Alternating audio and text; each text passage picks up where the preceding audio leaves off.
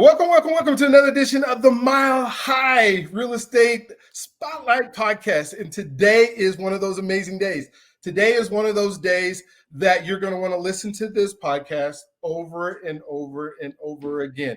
I somehow have been able to get Carl White on our podcast today. And this podcast, if you've done a podcast with me, or you're thinking about doing a podcast with me, or you're a real estate agent who wants to do some stuff, you are going to want to be and listen to this podcast and listen to it several times. So Carl White has one of the largest mortgage branches in the entire country. He has the #1 loan officer marketing coaching business that is in, I would say it's in the entire world. And so he has actually been gracious enough to talk to us. He's been helping me and coaching me and making sure that I'm doing the right stuff. And one of the things that I asked him, I said, Carl, how can we help real estate agents? How can we make sure that the real estate agents that we're working with, we're on the loan side of it and we got our own things that are going, but they need to be able to make money in this market. And, as I've been talking to you all and talking to the folks around, that's one of the big things that you have told me is, hey, it's great. I love people. I love helping people. I love getting together with people. But it's hard right now, or it's difficult right now. And I said, it doesn't have to be. There are real estate agents right now making money and they're doing it well. And some of the tips that you're going to hear today are the things that you need to do, the things that are important that you can do on a daily basis that's going to explode your business. So Carl, again, thank you for being, on the show today, on this experience. I can't wait to have this conversation with you and go where we go.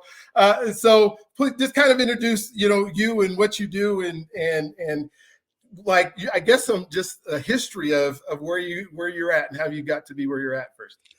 Well, first of all, hey, appreciate the graciousness. And I run one of the top branches in the nation.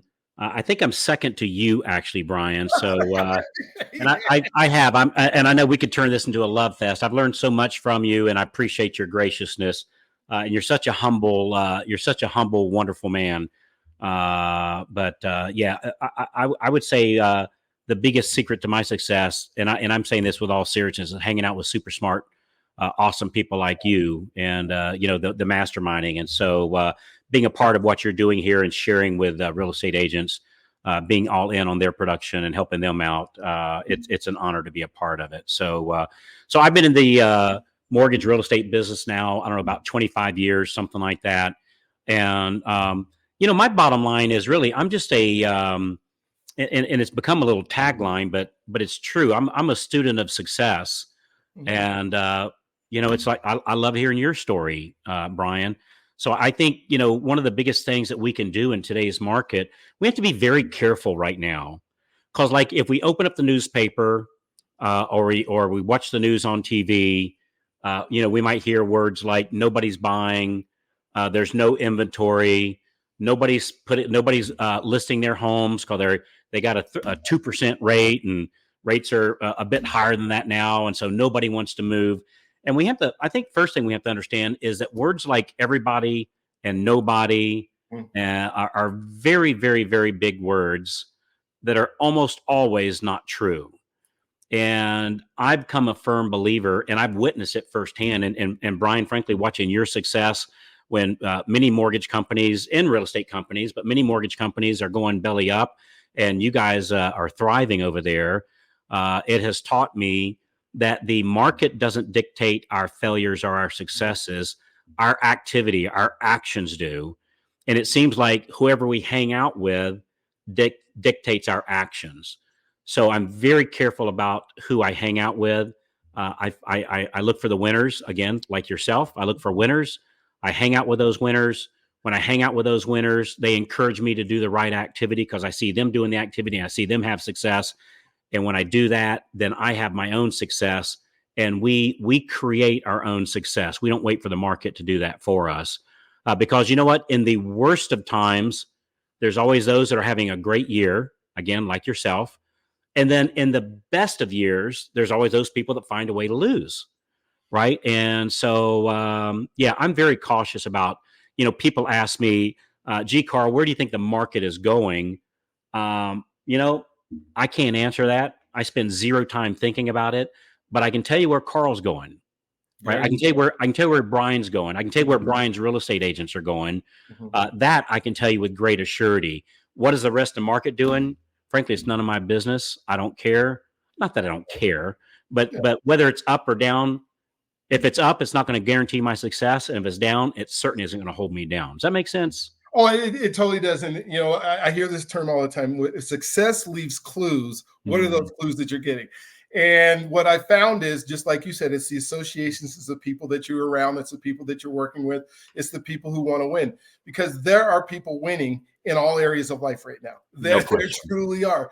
And so how do I make sure that I associate and I align myself with those people? And if, like I said, if you've done a podcast with me, I called you because you're one of those folks. And so you're just looking for that extra edge. And I love the fact that you said it doesn't matter what the market's doing. People are still going to buy houses. People are going to still sell houses. Yeah. People are still going to move.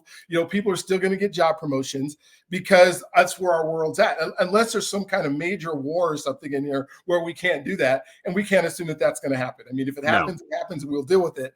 But we'll still find a way to win. We'll still find a way to win. I'm watching the Detroit Lions right now, and they're finding a ways to win, right? who would get, and look, and not picking on our friends in Detroit, but if the Lions can pull it off, we all have hope. We all have hope. Absolutely. So what are some of the things that you believe that, if I'm a real estate agent and I'm working and I'm doing the things that I've been taught to do, and I know there's a lot of changes, and, we had this whole, I guess it was a lawsuit that happened and that ended, yesterday or a couple of days ago, where, they're kind of up in arms with, whether they're going to get the commissions up. But again, that doesn't matter, right? It's what can I do individually today, me as an agent, that's going to springboard my business into the next level? I think the first thing that we have to look at, a dear friend of mine, a friend of ours, Brian, Steve Kyles, has this saying that I just absolutely love, and it's discipline out trumps motivation. Discipline out trumps motivation. So I'm going to tell you, look, we all know what to do, like all of us. Like, we're not going to say anything here today that's going to be breaking news to anybody. Like we might say, hey, gee, if you call expired listings, guess what? You might get, you're probably going to get one if you call enough of them, right? If you call on enough FSBOs, guess what? A good percentage of those end up listing. Like, we already know that. If we get a new listing and we call the neighbors of that new listing, guess what? We're going to get some of that. We do some, I don't know, some internet leads, like wherever that happens to be, Zillow or Facebook or Instagram or wherever you might get it. Guess what? Some of those are going to close, right? So we all know those things, and I think the issue is taking action on the information that we already have. And I think the mistake that a lot of us make, Brian, is that we wait until we feel like it before we take action. Well, I know calling expireds or FSBOs or calling my past database, and we're going to talk about some very, very specifics, but I think, we can't wait until we feel like it to take action on these items. Is that we have to have it written down on a calendar and act on it. The discipline of, this is what I do in the morning. That's like, so Brian, every single morning I jump on a bicycle and I ride between 20 and 40 miles every single morning. And it's a habit now. It's like getting up in the morning and taking a shower. Like, it's just what I do. And I don't wake up each morning deciding, hey, I think I'm going to, no. The decision was made, in my case, a couple of years ago. I already made the decision. Mm-hmm. And so I think the same thing happens in our business life, is that we go ahead and make a decision. Hey, on Monday from, I don't know, insert in time, 9 to 11, I'm going to do this activity. On Tuesday from 9 to 11, I'm going to do this activity. On Wednesday, this other one. On Thursday, this other one. Maybe Friday afternoon, I'm going to do this other thing. But it's in our calendar in a prescribed time, and we already dictate what we're going to be doing. And I think doing that instead of deciding, gee, what should I do today? I don't feel like doing that today. Hey, I'll tell you a quick story. I was reading a recent interview. They were interviewing Stephen King, the famous author, right? And whether you like his books is not the issue here.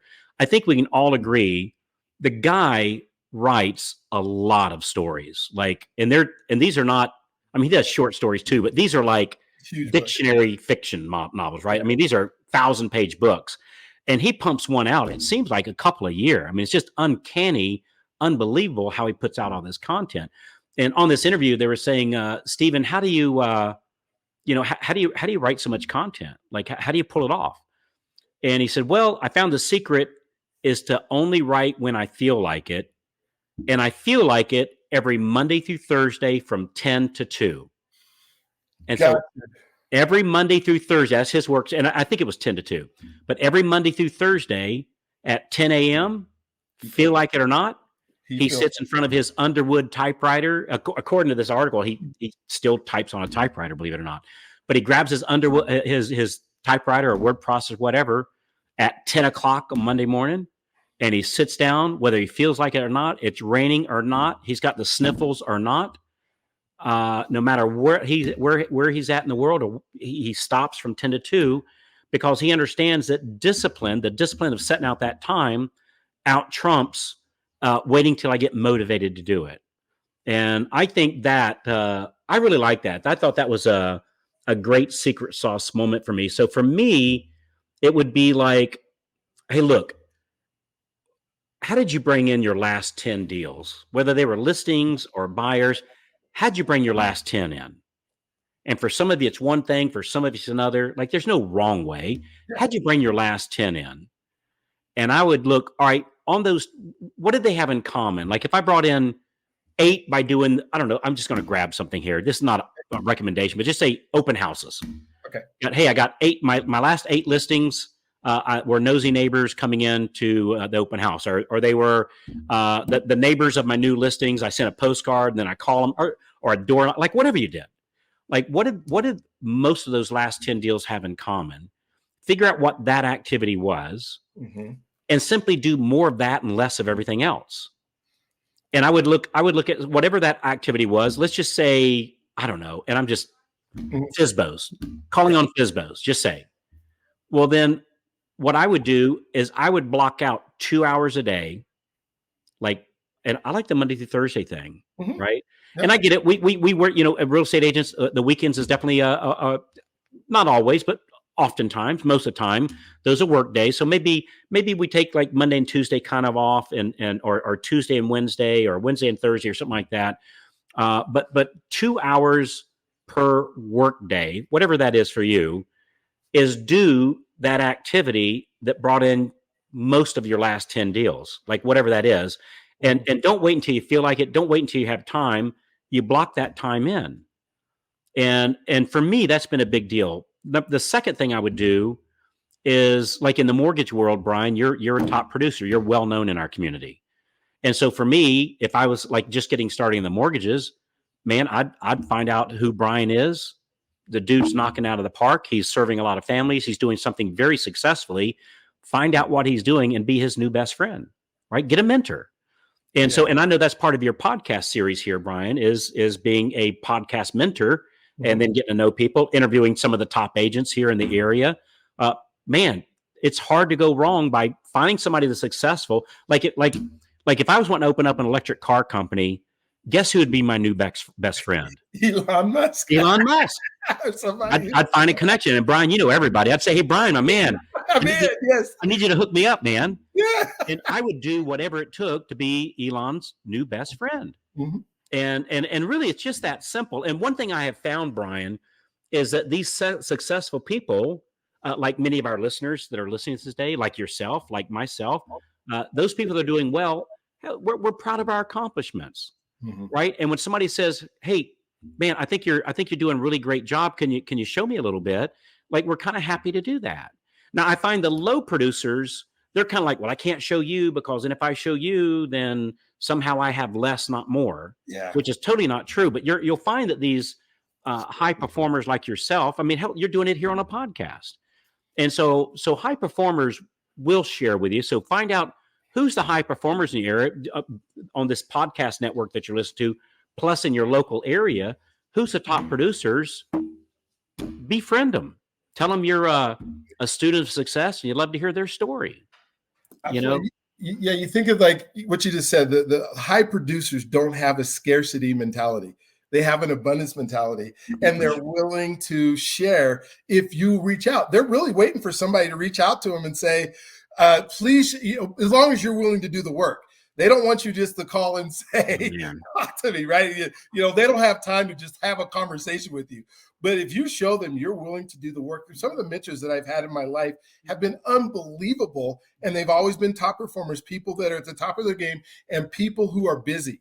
But they know when they talk to me, hey, I'm going to do the work. I'm going to do exactly what you said. I'm going to sit, I'm going to listen, I'm going to learn. And then I can be successful. So I absolutely 100%. The scarcity, there's nothing around for me to be able to do, is a really hard thing for, I think, some people to get out of, and it can destroy a business in a huge way. No question. I got a buddy of mine. He's got this saying, business people that have scarcity thinking have a scary business. Ooh. So scarcity has a scary business, and that's true.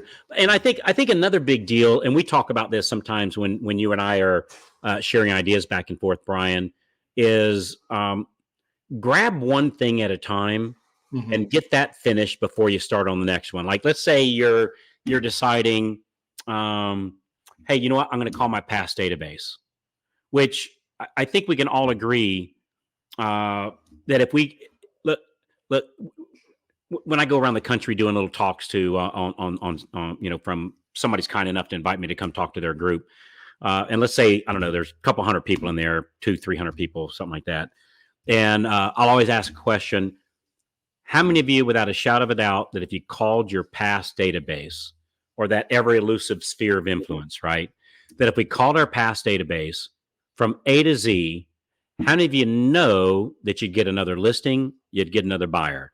How many know if you called it stand up?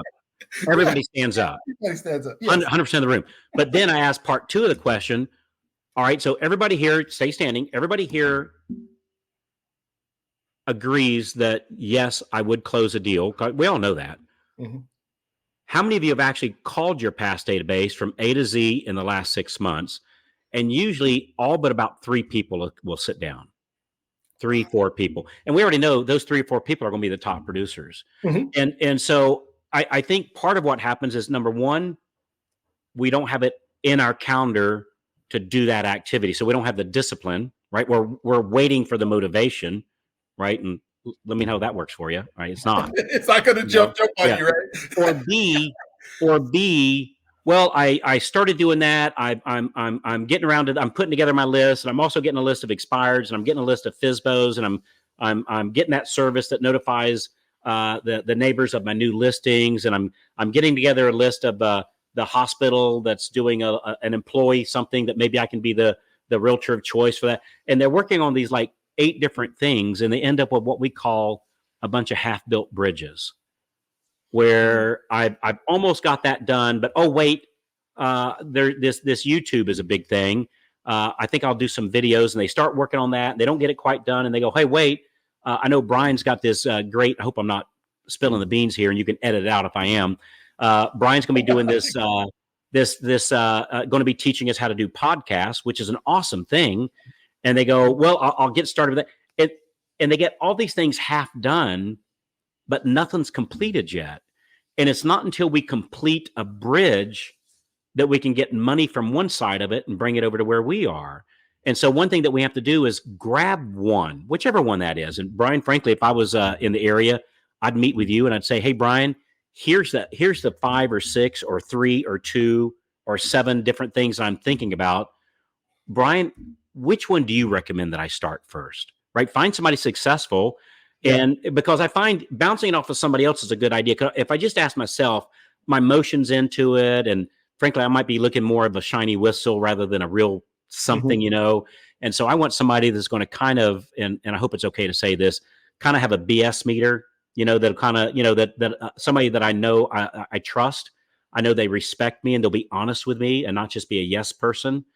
And I'll say, hey, Brian, I'm working on these 7 different things. I'm getting ready to.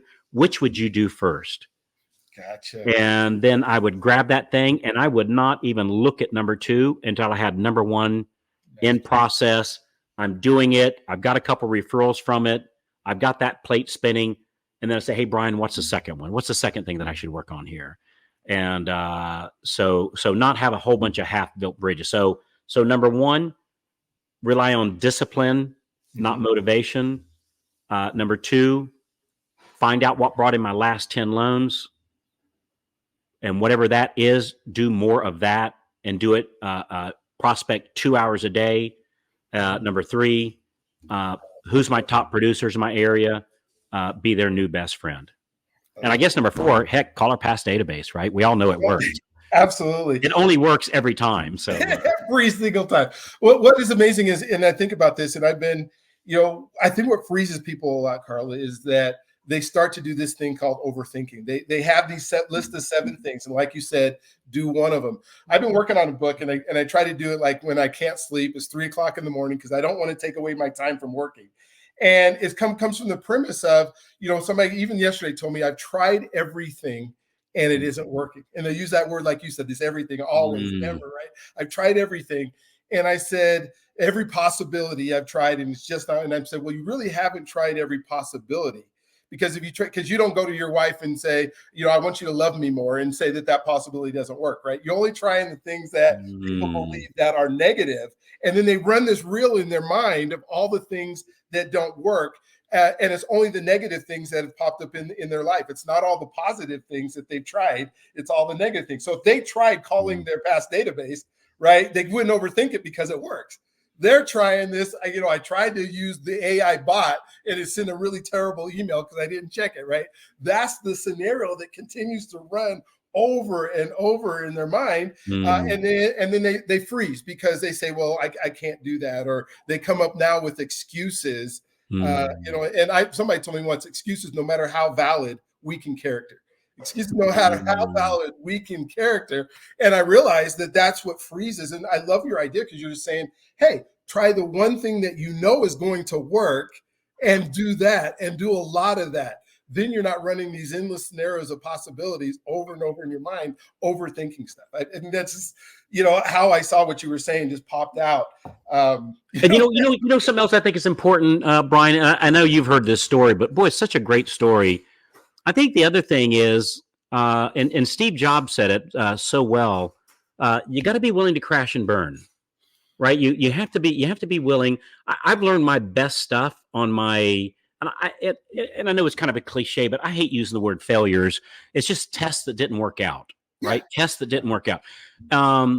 So I'm a bit of a NASCAR fan. So I did my master's degree up at the University of South Carolina. And one of my buddies, just to let off a little steam, said, hey, let's go to a NASCAR. I've never been to one. I'd kind of heard of it, but no big deal. Took me to one of the races. Man, I'm hooked, right? I was hooked.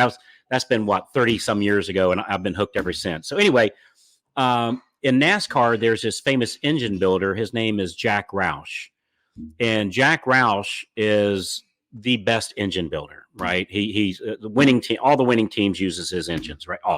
A good portion of the winning teams use his engine. And I was watching him on an interview, and in fact, he has race teams that he races.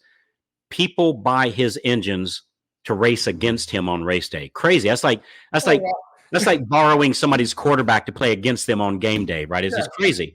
But he's that good. So I'm listening to a podcast. They say, Jack, what makes you so special? And he said, well, I tell you what it is. He said at Roush Industries, what we do is we build an engine and we put it up on the engine block and we start the engine and we let it warm up. And then we put a brick on the gas pedal and we go have a cup of coffee and we come back when it blows up. And then we tear that engine apart and we look to see what broke. And let's say, I don't know anything about engines, but let's say it was a piston ring, whatever that is. He said, I'll build a bigger, better, faster, stronger piston ring. We put the engine back together. We fire it up, put a brick on the gas pedal. We go have lunch. We come back when the engine blows up. This time it was a crankshaft, whatever that is. Mm-hmm. And he said, we then build a bigger, better, faster, stronger crankshaft. Here's the punchline. He said, everybody else is afraid of breaking the engine. But here at Roush Industries, we embrace it. We encourage it because I'll build a bigger, better, faster, stronger engine. And I heard that and I went, that is the most brilliant business advice I think I've ever heard, that hey, I think I'm going to have Bob or Susan help me with answering the phone, or help me by calling some expired listings, or field some of the calls while I'm out on my listing appointments, or help me at the open house, and or call my past database. People hate referring out for somebody else to do something that they're already not doing, right? And they go, well, what if they make a mistake, and what if they do this, and what if they do that, and I think we have to be willing to just go out there and break the engine. Or maybe we're wanting to do a, I don't know, a first time home buyer seminar or whatever. Well, what if it doesn't this, and what if nobody shows up, and what if I look stupid, and what if I this, and what if I that? I'm thinking about doing a podcast. Well, what if this, and what if nobody comes, and what if nobody listens, and what if I screw up, and what if I sound this? Like, break the engine. Go out there and break the engine. I love that, because people want to control the what ifs, and it freezes them, because they say, I want to be able to control what if this happens. And you don't need to control that. What if it happens? It happens, and we move on, right? But we spend so much time thinking, like you just said, the what ifs. That's that overthinking, right? The what ifs, and then we try to control all those in our mind, and then we say, well, it's not going to work. Because we're so afraid of failure. And it's a funny thing, Brian. My suspicion is the same as for you, as it certainly is for me, is that I have my biggest growth moments in my worst of times. Like, I remember the crash of 08, 07, 08, 09. Man, down here in the sand pile, here I'm in Tampa Bay, Florida. We call it the sand pile. So down here in the sand pile, boy, it was devastating. Like, it was just devastating. Houses that I personally bought, I'm an investor also. Houses that I bought for 300,000 were literally selling for 130. I mean, it was just devastating, right? Absolutely devastating. But you know what? It made me better. It did. It made me better. I put systems in place. I put marketing pieces in place. I survived it. You survived it. We're better because of it. Same thing that's happening right now. Is it challenging right now? You bet it is. But we're gonna, if the ore gets a little thin on gold, we just have to put more ore on the belt. And by shoveling that ore and putting it on the belt, we're growing stronger muscles. And even though, don't get me wrong, I love to avoid headaches, right? I love coasting downhill with a tailwind, right? I love that. It just doesn't work that way for long, because after so much coasting, we have to start pedaling to get back on top of the hill again. And so we're avoiding making mistakes, but that's when we learn. It's not until somebody puts weight on the barbells that we grow our muscles. So, while, trust me, I don't love it when we go through these trying times like we are now, but I know this is when winners are made. This is when people like you, Brian, this is when you rise to the occasion. So embrace it. So one of the stories, for me, that when I first got involved in sales, that somebody had shared, one of my mentors shared, when he said, drop the pot. I'm like, what do you mean drop the pot? And he said, you're making calls. The phone is super heavy. You got to make the calls. You're scared to make the calls. You're nervous to make the calls. And he says, and if you start messing up, he said, put a pot on your countertop, like a pots and pans on your countertop. And if you really just get way off into a tangent or whatever, or it's just going bad, knock the pot off the counter, let it hit there and go, oh, I got to go. There's an emergency. Got to go. And there were a few times that I dropped the pot just because I got to that point. But the lesson it taught me to be really good on the phone, to be able to talk to people. But no, that was the worst case scenario, is that I was going to drop a pot on the floor so that I could have an excuse to get off the phone real quick. And you just think about that's how this stuff works. It really does. I love that. I remember I remember doing a call one time, and it was going so badly. And I don't know, I was 3 minutes into it, something like that. And I stopped and I said, Hey buddy, let me just stop right here. This is going, you're awesome. I'm doing so badly on this call. I'm almost embarrassed. Let me just hang up, and maybe we'll start again tomorrow. Is that okay? So, but yeah, it's be willing to crash and burn, right? Because if you're not willing to crash and burn,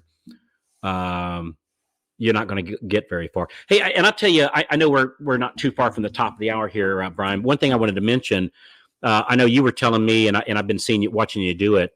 You do this thing called the Real Time Referral Program, Yes, sir. where, man, this is a hard thing to beat. So for those of you listening, listen, he's such a humble guy. Let me tell you what he's doing.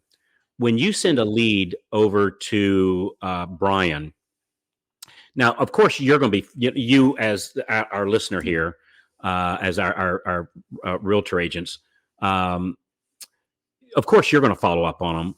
But also, like when you send a referral over to Brian, let's say he pre-approves that person, that he picks a day of the week that he's calling all of his pre-approvals. Like they've been pre-approved and they're out looking.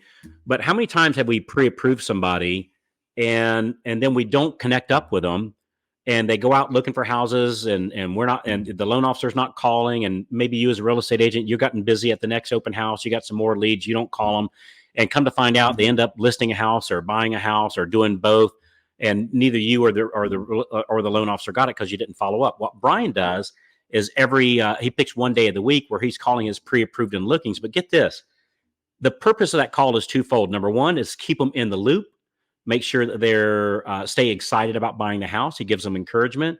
But then the other thing is at the end of each call, it's kind of Brian's new way of saying goodbye. Instead of just saying goodbye, he says, hey, one more thing before you go. Can I count on you to give me a call anytime a friend, family, coworker is looking to buy or sell a home? And then question mark. And everybody, of course, says, sure, they do. Well, come to find out, they actually do. And when they do, Brian then calls the agent that referred that person to him in the first place with that listing or that buyer.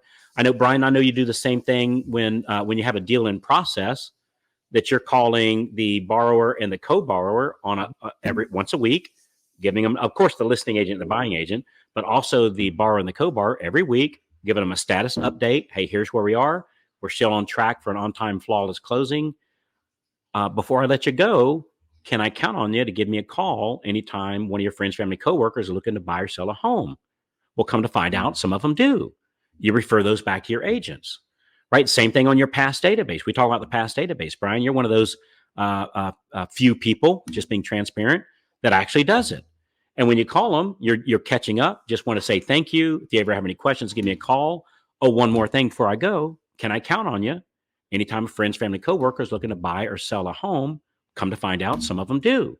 And when they do, you then call the agent that referred to that person. So not only is a real estate agent following the past database and calling the past database and sending out mailers and emails, so are you on their behalf and keeping track of them in your system so you know which real estate agent referred you that borrower. So it's kind of like a family tree of deals. You know, that one limb grows another limb, grows another limb. It's almost like an Amway type thing. You know, one friend tells two, and they each tell a friend, and they each tell a friend. It's that same kind of thing, but in the real estate world, and it's a real thing. So very powerful thing. So I would also recommend, make sure that you're, again, I'm just doing a shameless plug for you here, Brian. Make sure that you're referring all of your leads over to Brian, because he put, even if that person doesn't buy, or even if that person doesn't sell, their friends, family, coworkers do, and that we get more deals. We can get more deals from that. So very clever thing that you put together, Brian. I know a lot of people, have seen what you're doing there, and very, very, very attractive. So without, and I don't mean to do a 15-minute monologue there, but it's a really, it's very powerful. Mm-hmm. Well, Colin, there's also, I love doing that too, because just what comes out of that is so special to be able to call, a realtor, real estate agent and say, look, one of the people you referred me just gave me a potential person that I could give you. And it just works so well that now we have this synergy together. We have this community together. Now, I know as part of, the marketing strategy you do with loan officers, you've also built in something for real estate agents. And we're talking to real estate agents, and, something that they can plug into that will give them maybe a heads up or just something more that they can do. Can you kind of talk about that a little bit, about how you work with, or your organization, or the organization that I love being part of, really works with real estate agents? Yeah. So basically, we just kind of, it's really a play off of your real-time referral program, really. And that we pick 2 hours of each day, Monday through Thursday. And like on Monday, we spend 2 hours of prospecting, And again, for our real estate friends, maybe that would be 2 hours of calling expired listings. Maybe that'd be 2 hours of calling FSBOs. Maybe that'd be 2 hours of neighbors' new listings. Maybe that'd 2 hours of your internet work, but 2 hours of outbound prospecting with zero interruptions. I mean, I think that's really, really important. Zero interruptions. What does that mean? It means we turn the basic 4 off. We no incoming phone calls, right? We don't want to have any incoming phone calls. We don't want any of our email. Turn that darn thing off. That instant notifier, just for that 2 hours of outbound prospecting, turn it off. Our people. So the disruptors are incoming calls, incoming emails, people. So maybe I'm working out of my home office and my wife or my husband or my kids or whatever, comes in. Maybe I'm in my office and one of my realtor buddies, my fellow real estate agents, comes up. Hey, Carl, how about those Bears? How about those Lions? Right. Last year, how about those Bucks? Not so much this year. Right. So I have to tell my buddy, hey, I'm doing my outbound prospecting here. I love you.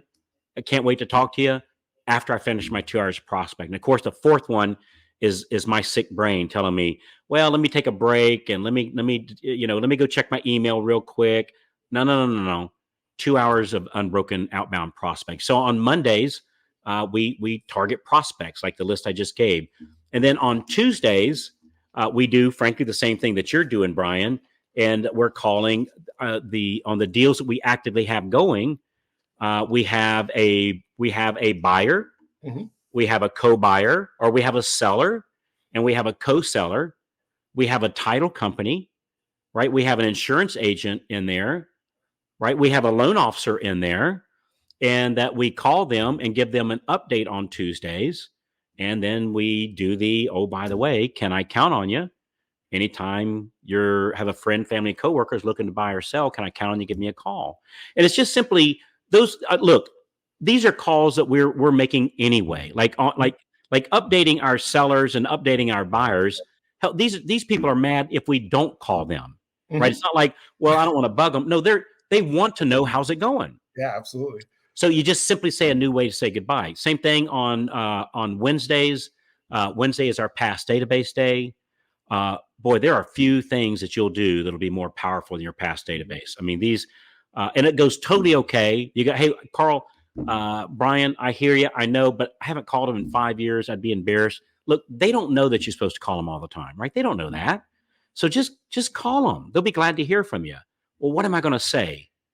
I found a good old thank you is hard to go wrong. Yeah, it's hard to go wrong. Yeah. And so for me, it'd be, hey, Brian, this is Carl, ABC Realty. I helped you with you sell your house. I helped you buy your house, like whatever the case may be. Hey, just calling in to check in with you to see, to say thank you. Thank you so much for letting me help you in the past. Purpose of my call is to say thank you. That's it. Just thank them. Absolutely. The nerve of you calling me up and thanking me, right? Like, and by the way, they're not going to sit there. It's been 5 years, Brian. You didn't call, you didn't write, and it hurts, right? They're not going to do that. Oh, they don't. They don't know. So I'd call my past database, and I would again make sure that you put in Brian's 3x2, friends, family, coworkers looking to buy or sell a house. That's Brian's 3x2, and throwing that as the goodbye on each call. And then of course on Thursday we do our pre-approved and looking calls. That those prospects that we're out showing houses this weekend, making sure that we're checking in. If they're not going out looking for us this weekend, making sure they're not going to open houses without representation, just kind of keeping them in line. If they're getting a little discouraged, maybe we could encourage them, do a little thing that we call future casting, where we get them to imagine being in that new home, the benefits of it, selling that big home and moving to a smaller one, or selling that smaller home and moving to one with a home office or with a nursery for the new baby, or whatever that is, right? And just reminding them about why they're buying or why they're selling, and get them reinterested again. And just by simply doing that outbound prospecting 2 hours a day, it's a game changer. I mean, it's what the winners do. It's what 100% of the winners do. 100%. It only always works.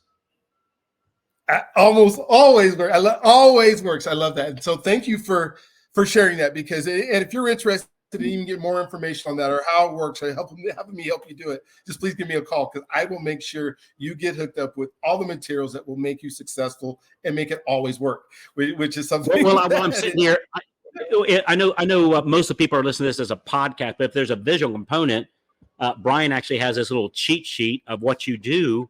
You as a real estate agent do each day of the week is a little cheat sheet, and so I appreciate this, Brian, and I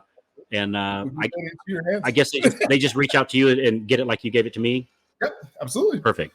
So the last thing I'd like to do, Carl, because I know we're running short on time, and this is kind of the added bonus that I would love to share, and if you have 5 minutes to do it, is just kind of talk about the successful real estate agent. This is important, and this is the foundation, and what we're talking about, you do this all the time. But we have this thing called AI that is jumping into our world, right? And so if you could just maybe spend 5 minutes in FutureCast a little bit about how the people who jump on AI right now, just not digging into it. You need to find somebody who's going to help you, right? Because you need to be doing the things that are making you money. But just kind of give a glimpse into the future of how AI is going to make even some of the people who are successful more successful. I think what AI is doing, AI is one of those things where basically we're cavemen and cavewomen, and somebody just handed us an iPhone, and we're sitting there looking at this thing going, I have no idea what this thing is. I have no idea what it does, but gee, look at the cool pictures, right? And I think that's kind of where AI is for us, Brian. Like, I don't think we can envision what it's going to do for us. I don't think we, any more than the Wright brothers, when they're flying that little glider off of Kitty Hawk, I don't think they could have even pictured a 747 hauling, I don't know how many, 300-400 people from New York to London that used to take 6 months, right? I don't think they could envision how life was going to change. Yeah. Where going from Tampa Bay to Los Angeles, I can do that in 5 hours, and it used to take 5 months. And oh, by the way, half the people would die on the way, like literally, right? Yeah. And so I don't think we can have any clue onto what we're looking for. I tell you what I'm seeing though. So what I'm seeing people doing now is AI. Is some of the AI tools are doing what I would do if I could count on me. You follow what I'm saying? Okay, absolutely. And I can count on me. I love that. Yeah, if I could count on me, this is what I would do. And we're teaching AI to do that. So like we've got this chat feature now on one of my websites. And so we drive traffic to this website and people are asking questions. And I'm using the word we, I'm using air quotes as we are sitting there having a conversation with this person in real time, and it's an AI instrument doing it. And where it's getting its knowledge and information from is we pointed my websites, all of my videos that I've done over the last, 15, 20 years. I do a podcast, all my podcasts, like it points to all my content sites, my mortgage site, like all this things. And so it remembers the video, or it remembers a podcast that I did 15 years ago that I don't remember, right? So it has all that content. So when somebody goes there and asks a question of it, real time, it's absorbed all that information and it's answering them back. Now, when it first started, it would say, hey, Carl, I'm going to answer back this way. Are you okay with that? And I would go, I'm a little bit more casual. It's just my style. I'm a little bit more casual than that. Sometimes I say brother, right? Or sister. And I don't mean any, it's just the way I talk, right? I'm just a very casual person. Some are put off by that, some not. Maybe somebody's more formal. They go, hey, no, I'd say it a little bit more formal than that, right? Doesn't matter. Like however you are, like whatever you are is perfect. And so it says, hey, Carl, I'm getting ready to answer this way. Is that what you would say? No, I'd answer it a little bit this way. And then next time it says, hey, I'm going to answer it like this. Are you good with that? Mm-hmm. That's exactly how I'd say it. Yes, send that. And so for the first probably 30 days, I was looking at the answers going, wait, tweak it just a little bit, change it just a little bit of this. Hey, ask this question before you give the answer. And now this thing, dude, I get on that thing and start having a conversation with myself sometimes. It's unbelievable the amount of good help the right answers, the lead generation that thing provides me. Because while picture this as you as a real estate agent, while you're at the listing presentation, the clone of you is having conversations with people that have opted in, or maybe they texted in on a sign writer. Maybe they came in through your Zillow leads, or wherever that thing is that you're doing, and it's having conversations, asking about their next listing or their next move. And it's a very casual conversation, and it's engaging. It's a charming conversation because it's using your voice, your content, and you're charming, right? And you're knowledgeable. So AI, they just tested it about 2 months ago, has an IQ of 160. So ChatGPT has an IQ of 160. Now, Brian, I know you know this, but some people might not. Einstein's IQ, just by absolute chance, was exactly 160, right?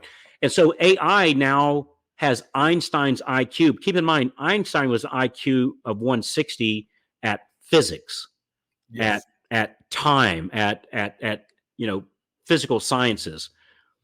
He didn't have an IQ of 160 on writing poetry. You follow what I'm saying? No. He didn't have a 160 on being a good real estate agent, being a successful real estate agent.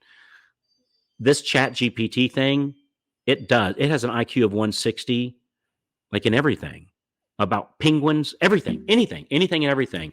It's absolutely amazing. So, yeah, I think right now we're using it to have conversations on our behalf, intelligent ones, lead generating ones. It's setting appointments for us. I think it'll be doing the same thing for a real estate agent, setting listing appointments for you, contacting maybe with expired listings and automatically setting appointments for you. I think that's the next thing that's really on the, that I'm not going to say it's on the rise. It's happening now. By the way, it will also answer phone calls that same way. And so like right now, if you call Tesla or Apple, if you call their helpline and you think you're talking to somebody, you're not. You're talking to an AI tool. I'm telling you, Brian, it sounds like you're talking to Debbie over there. I mean, it's not, we watch these science fiction movies and they kind of digitize them a little bit just so in the movie, who's AI, who's the robot and who's not. The only difference is in real life, it doesn't sound digitized. There's not that hesitation. It's an instant two-way conversation. And by the way, it's in your voice. We've got one now. We've been playing with this, Brian. We uploaded some of my videos into this AI tool. And so now if I want to send an audio message, I just type it into my computer, into this AI tool, and it reads it just like how I talk. My hesitations, my little stutters, my occasional searching for words. I mean, dude, it's freaky. I was listening to one about a week ago. I swear I wasn't positive that it wasn't me. Like I thought, wait a minute, did I do that 6 months ago and just forgot? It's uncanny. Wow.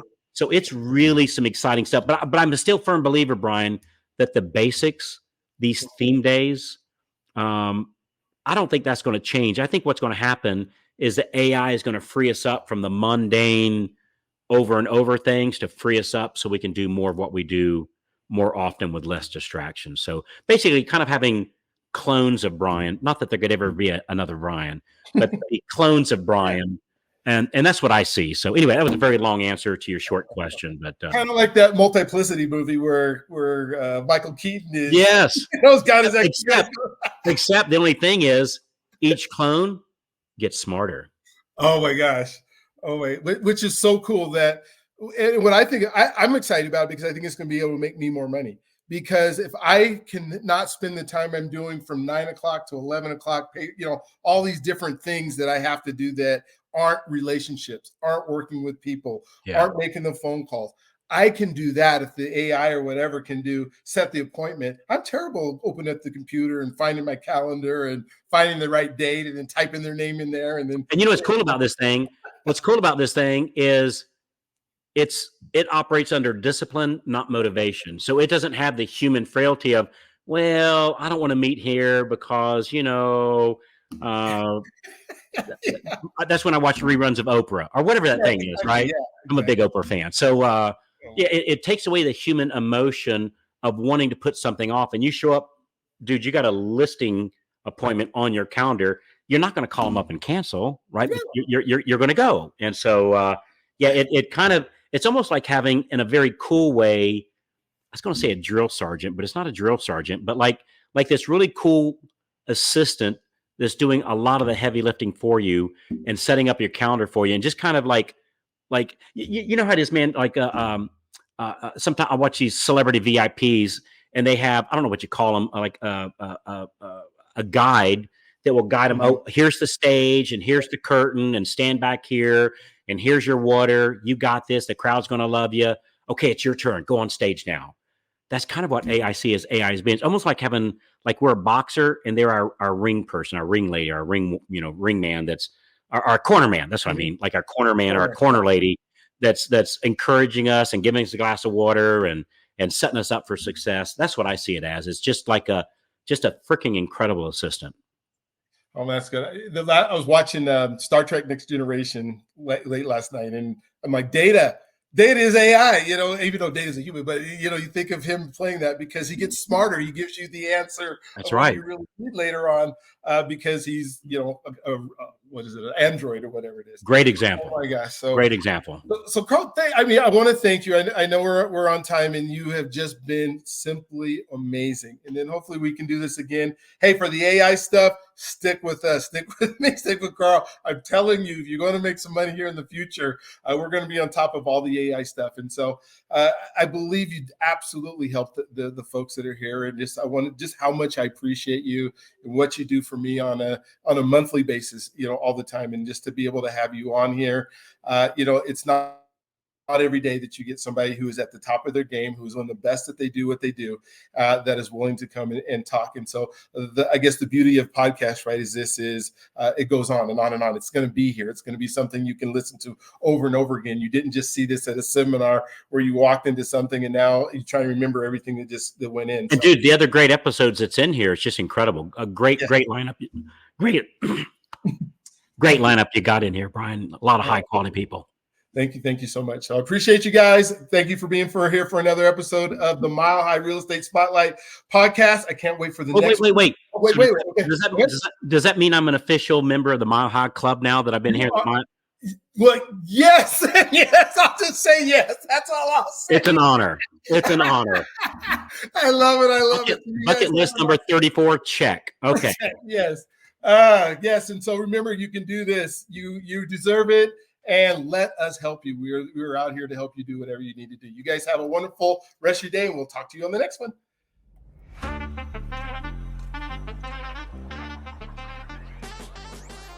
This is Brian Arnold, and if you are listening to this part, you've just watched one of our episodes of the Mile High Real Estate Spotlight, where we've just talked to one of the best of the best. And I want to thank whichever guest that was here.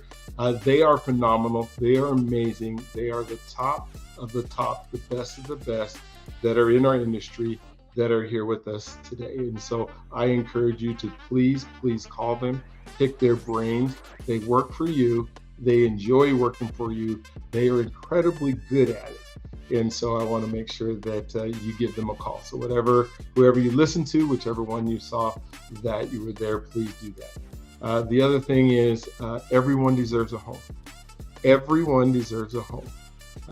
I say that at the end of my show. You deserve it. Let us help you do it.